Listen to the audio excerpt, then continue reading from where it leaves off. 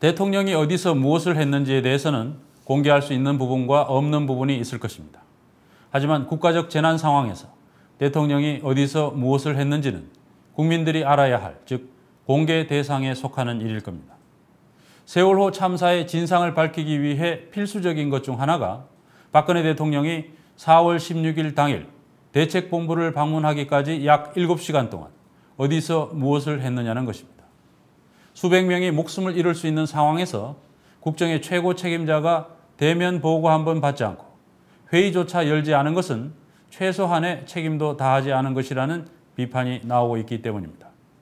그러나 김기춘 청와대 비서실장은 청와대가 재난의 컨트롤 타워가 아니라고 강변했고 자신도 대통령이 어디에 있었는지 모른다고 밝혔습니다.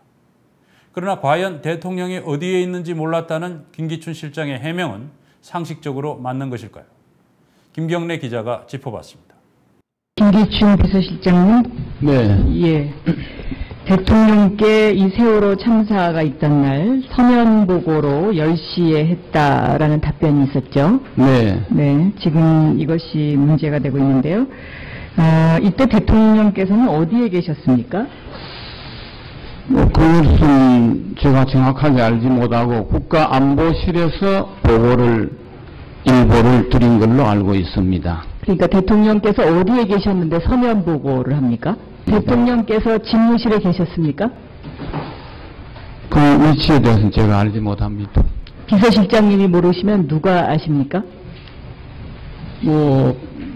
비서실장이 일일이 일거수일투족을 다 아는 건 아닙니다. 그럼 대통령 이날 일정이 없었던 걸로 저희가 알고 있는데요.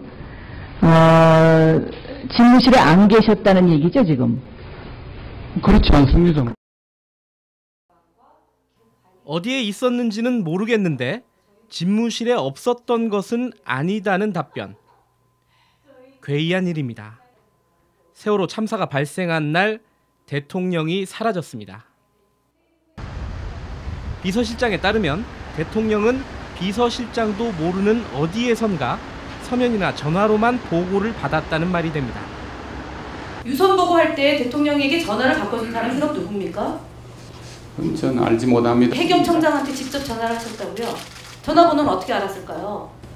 저는 알지 못합니다. 그러니까 지금 비서실장님은 청와대 시스템 안에서 소외됐거나 거짓말을 하고 계십니다. 물론 거짓말을 하고 계십니다, 지금. 세월호 사고 첫 보고를 받았다는 오전 10시 이후 오후 5시까지 7시간 동안 대통령의 행적이 여전히 오리무중입니다. 대통령께서도 아까 말한 벙커에 오지 않으셨다고 했고 비서실장께서도 벙커에 가지 않았다고 하셨습니다. 네. 그러면 대통령께서는 다른 공식 일정이 있으셨습니까? 이 당시에? 그 당시에 대통령이 어떤 일정이 있는지 저하고 관계되는 일정은 잘 모르겠습니다. 네. 당일날 물어보는 게 아니라 사건이 발생하고 지금 거의 90일이 다 돼가는데 확인이 안 되신 겁니까? 알 수가 없는 겁니까? 그게 국가 기밀입니까?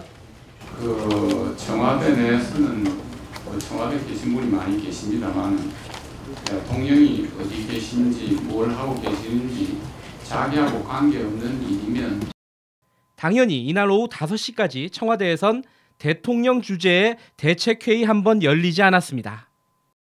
수백 명의 아이들이 물속에 있는데 대통령께서 단 한 번 회의를 소집하지 않을 수가 있습니까?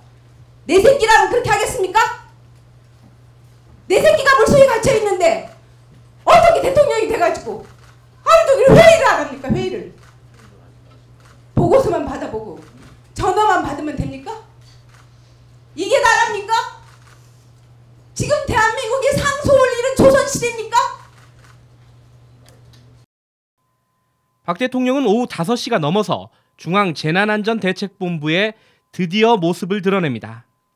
하지만 세월호 사고 현장 상황을 전혀 모르는 듯한 언급을 합니다. 구명조끼를 학생들은 입었다고 하는데 그렇게 발견하기가 힘듭니까?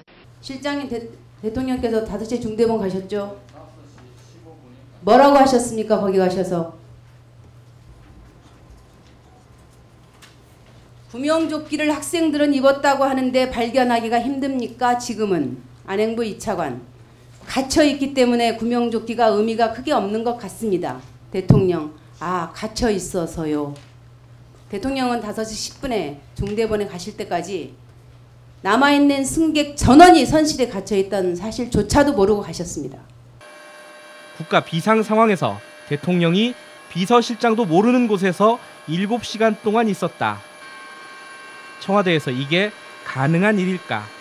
불가능합니다. 그는 제가 보기에는 대답을 회피하기 위한 대답일 뿐이고요.